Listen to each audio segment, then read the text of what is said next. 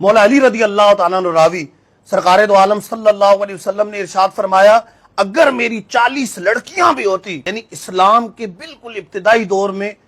اسلام قبول کرنے والوں میں سے ایک، عشرہ مبشرہ میں سے ایک، جن 10 اشخاص کو سرکار دو عالم صلی اللہ علیہ وسلم نے جنت کی بشارت عطا فرمائی کہ سرکار علیہ الصلوۃ والسلام جب دنیا سے رخصت ہوئے تو جن سے صراحتاً رضامندی کا اظہار فرمایا، راضی تھے، ان صحابہ میں سے ایک صحابی حضرت عثمان غنی رضی اللہ تعالیٰ عنہ۔ 18 ذوالحج حضرت عثمان غنی رضی اللہ تعالیٰ عنہ کا یوم شہادت ہے۔ اسی مناسبت سے 18 فضائل حضرت عثمان غنی رضی اللہ تعالیٰ عنہ کے بیان کروں گا۔ آپ رضی اللہ تعالیٰ عنہ کے نکاح میں نبی الانبیاء سید المرسلین صلی اللہ علیہ وسلم کی 2 صاحبزادیاں یکے بعد دیگرے آئی۔ آدم علیہ السلام سے لے کر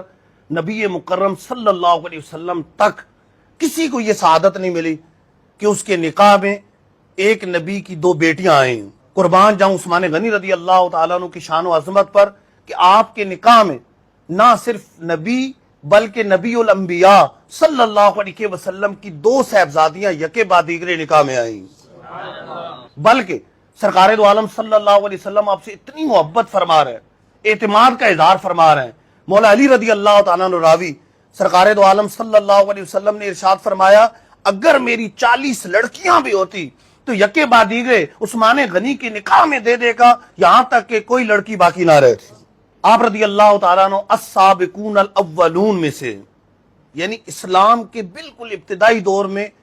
اسلام قبول کرنے والوں میں سے ایک قول پر 4تھے نمبر پر آپ اسلام لانے والے۔ آپ رضی اللہ تعالیٰ عنہ اولین ہجرت کرنے والوں میں سے کہ آپ نے سب سے پہلے سرکار دو عالم صلی اللہ علیہ وسلم کی شہزادی حضرت رقیہ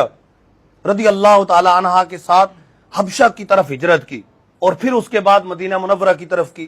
تو سب سے پہلے حبشہ کی طرف آپ نے ہجرت کی تو سرکار دو عالم صلی اللہ علیہ وسلم نے حضرت عثمان غنی اور حضرت رقیہ کے لیے ارشاد فرمایا کہ حضرت ابراہیم اور حضرت لوط علیہ السلام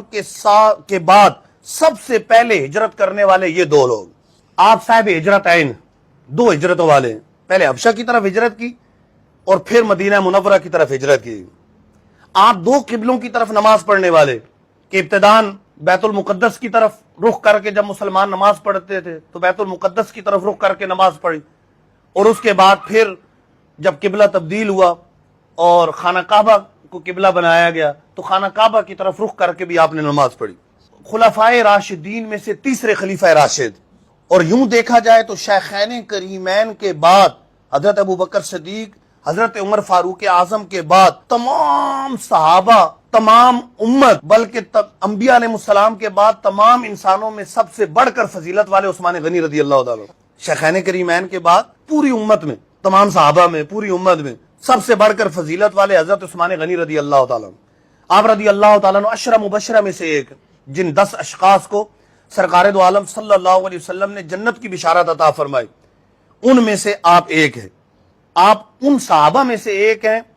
کہ سرکار علیہ الصلوۃ والسلام جب دنیا سے رخصت ہوئے تو جن سے صراحتاً رضامندی کا اظہار فرمایا، راضی تھے، ان صحابہ میں سے ایک صحابی حضرت عثمان غنی رضی اللہ تعالیٰ عنہ۔ آپ رضی اللہ تعالیٰ عنہ صدیق اکبر کے دور میں قرآن جمع کرنے والے جو صحابہ ہیں ان میں سے ایک آپ بھی قرآن جمع کرنے والے، اور اپنے دور خلافت میں تمام لوگوں کو لغت قریش پر جمع کرنے والے عثمان غنی رضی اللہ تعالیٰ عنہ، اس وجہ سے آپ کو جامع القرآن کہا جاتا ہے۔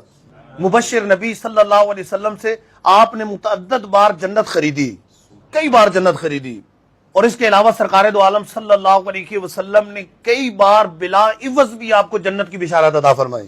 عثمان غنی رضی اللہ تعالیٰ عنہ بہت زیادہ حیا والے تھے۔ آپ رضی اللہ تعالیٰ عنہ سے فرشتے بھی حیا کرتے، راہ خدا عز و جل میں اپنا مال بہت زیادہ خرچ کرنے والے، اتنا زیادہ خرچ کیا، اتنا خرچ کیا، اتنا خرچ کیا کہ آپ کے لقب ہی غنی پڑ گئے، عثمان غنی رضی اللہ تعالیٰ عنہ۔ بیعت رضوان کے موقع پر آپ کو یہ سعادت ملی کہ سرکار دو عالم صلی اللہ علیہ وسلم نے آپ کے ہاتھ کی جگہ اپنا ہاتھ رکھا اور فرمایا یہ عثمان کا ہاتھ۔